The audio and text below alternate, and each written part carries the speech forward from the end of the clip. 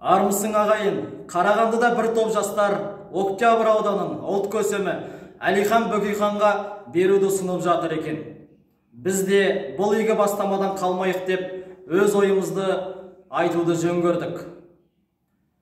Әлихан атамыздың өзі айтқандай, кейінгілер ғибрат аларлық үлгі іс тастап кетіп, алғыс алармыз ба, жоқ, далаға лағып, жөнсіз кетіп, қарғыс аламыз ба, кеудесінде көзі бар адам көп ойланарлық жұмыс дейді.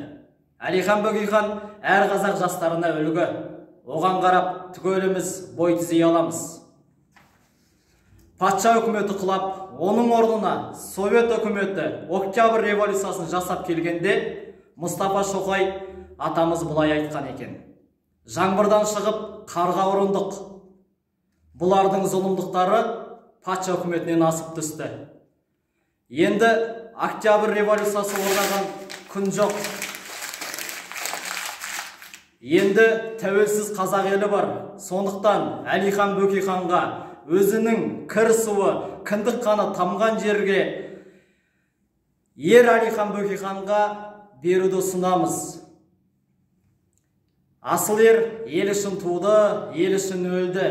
Біздер Әлекеңе өзінің туған жерін алып берсек, кейінгі ұрпақ Әлиханға арнап қала салар. Әр қазақ ойланарлық дүние емес пе?